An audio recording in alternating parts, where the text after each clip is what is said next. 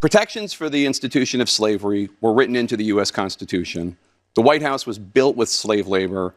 Your home state of South Carolina seceded from the Union, fought a war to defend the enslavement of black people. Do you really think, as a historical matter, America has never been a racist country? Hey everyone, it's David, producer for The Benjamin Dixon Show, and like it or not, Nikki Haley just continues to trip. You know, there was a time not too long ago when politicians from both major political parties in the United States, the Democrats and the Republicans, there was a time when they would not shy away from acknowledging the history of the United States. Would they outright say that we are a racist country or were a racist country? Would they outright say that we were a country that was built on slavery and genocide? No. It seems pretty clear that the United States has always wanted to hide or turn a blind eye towards its problematic foundation. But something started to change after Barack Obama was elected and the Tea Party gained prominence. And that very, very fast evolution to where we are now has made it so that politicians from the Republican Party are essentially denying the past.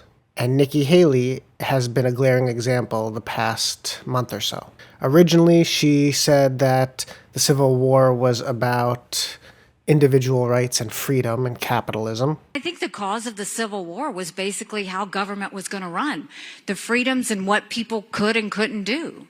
Then she tried to clean it up and say, of course, it was about slavery. Of course, the Civil War was about slavery. We know that. That's the easy part of it. Of course the Civil War was about slavery. We know that. That's unquestioned, always the case. We know the Civil War was about slavery. Then she was asked by Fox News if she was in a racist party. And instead of just saying and trying to deny that the Republican Party is racist, she took that and said, we are not a racist country, and we've never been a racist country. Are you involved in a racist party? No.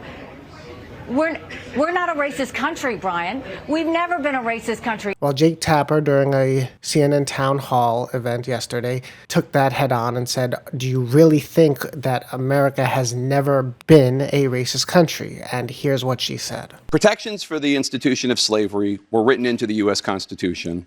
The White House was built with slave labor. Your home state of South Carolina seceded from the Union, fought a war to defend the enslavement of black people. I understand you don't think America is a racist country now, but we're here at a college. Do you really think, as a historical matter, America has never been a racist country? I mean, think about what you're saying. First of all, I will tell you, when you look at, the Declaration of Independence, it was that, men are created equal with unalienable rights, right? That was what we all knew. We're going to stop there for a moment because there's a couple of things to point out. Tapper focuses only on slavery. He doesn't focus on what was done to indigenous people and the genocide that occurred. And Haley focuses on the Declaration of Independence stating that all men are created equal, in a convenient way of gaslighting, because when the Declaration of Independence was written, people of color weren't people. Women in general weren't considered people, as far as what the founding documents defined. But let's see where she takes this. But what I look at it as is I was a brown girl that grew up in a small rural town. We had plenty of racism that we had to deal with. But my parents never said we lived in a racist country. And I'm so thankful they didn't. Because for every brown and black child out there, if you tell them they live or were born in a racist country, you're immediately telling them they don't have a chance. First of all, you grew up with racism, which means there was societal racism. Racism was a characteristic of the society you grew up in. 2, telling kids that a country is racist doesn't inherently tell them that they won't be able to succeed. It's all in what you communicate. I have a biracial niece and nephew. Telling them what they may experience and the obstacles that they may face doesn't mean they can't succeed and overcome those challenges. You prepare them for what they may face, but still instill in them that they can accomplish anything they want. This idea that we can't be honest about our country and also try to shape the next generation to be different and to be more tolerant and more accepting and to change so that the past stays the past and that we improve. The idea that we can't do both, it's just nonsensical.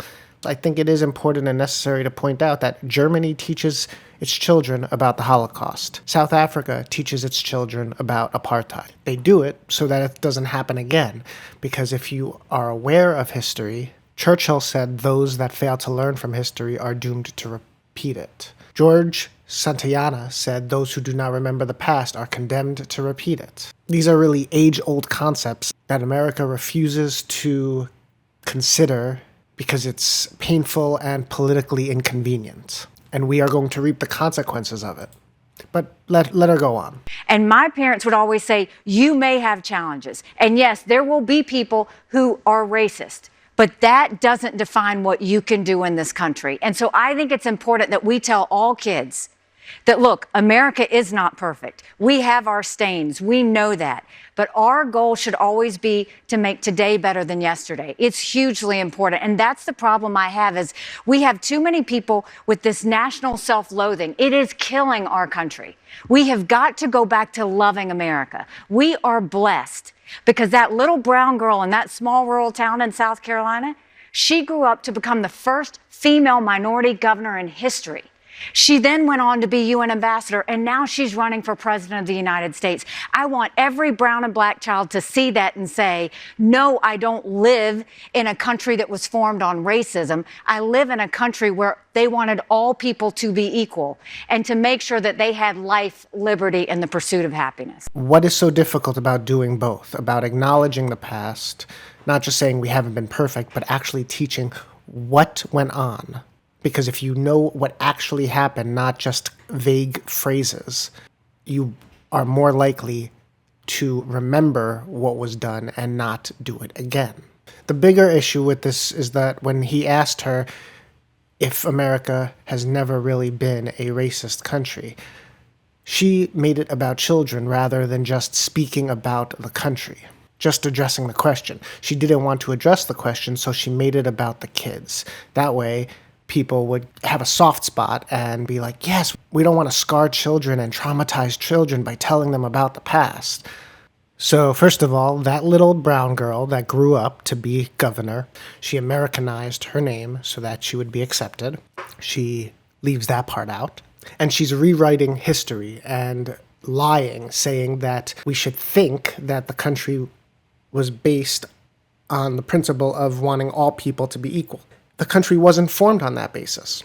We may believe that now, and that's an evolution in the country, and it's that idea of a more perfect union. It points to Martin Luther King Jr. saying the arc of the moral universe is long, but it bends towards justice. But to say that the country was not based on racist and misogynistic and elite values, because when it said all men are created equal, they meant white property-owning men. Women were not included, and people of color were not included. Indigenous were not included. When we don't acknowledge these things, we're ignoring history and raising generations of ignorance.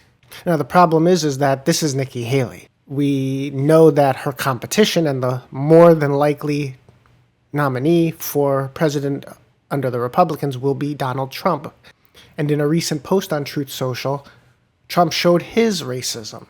In an attack on Governor Chris Sununu, who has endorsed Nikki Haley in New Hampshire, he used a nickname he's given to her, which is Nimbra, which is a nod to her real name, which is Nimrata.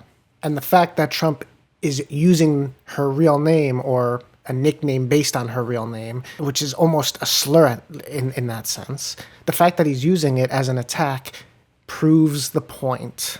She changed her name because of bigotry.